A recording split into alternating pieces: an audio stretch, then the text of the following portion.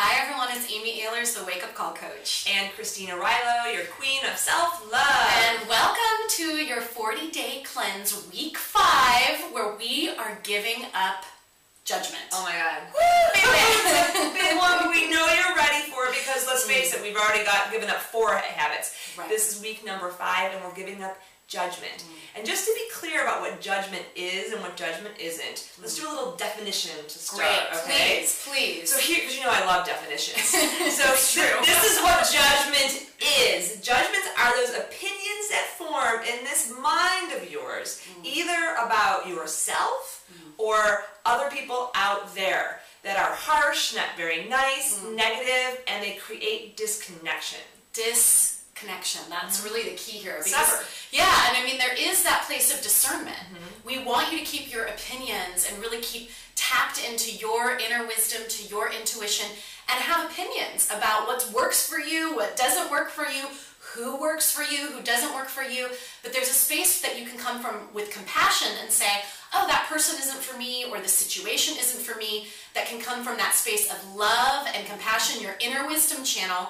Yes. And then there's judgment that comes from that inner mean girl channel, which, as Christine said, is harsh, it's disconnecting, it disconnects you from yourself, it disconnects you from other people, and it's really critical. And we want you to give that toxin up this week. That's what's going out the window. So keep your opinions. Yes. It's about really amping up the awareness this week about when you're having an opinion that's a discernment and you're having an opinion that's a judgment. And what we love to say in our Mean Girl Reform School, because we certainly know it works, is how do you tell the difference? Go to your body. Oh, your body is just one of the most amazing resources. She is so wise. We love her. She is. And you can tell in your body when you're feeling that closed up feeling, when you feel like that constriction going on, judgment is most likely occurring.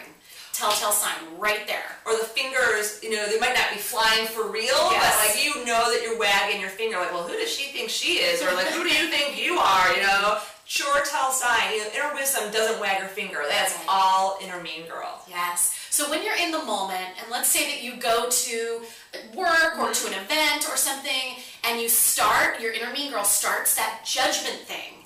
We want you in that moment to get curious, to notice in your body, hey, there's a judgment going on here. And just like a little tic-tac in your purse, or your back pocket, whatever works, we want you to put in a little tic-tac of compassion and love. Turn the channel to your inner wisdom channel. And here's something that you might notice. You might notice that it's revealing to you contrast of something that you want.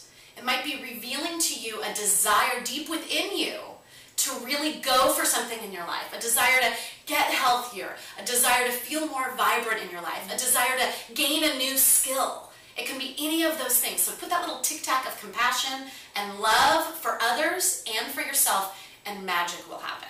What's true about judgments, and we really want you to get this week, is that when you have a judgment about yourself or about somebody else, it's really an indication that there's something about yourself, like a feeling that you can't really be with, or it's about a desire that you have that you aren't allowing yourself to express. So when you pull that tic-tac out of your pocket or out of your purse, that tic-tac of love and compassion that Amy's talking about, it's really about allowing yourself to express whatever that feeling is inside of you, whether it's a desire or it's one of those hard feelings.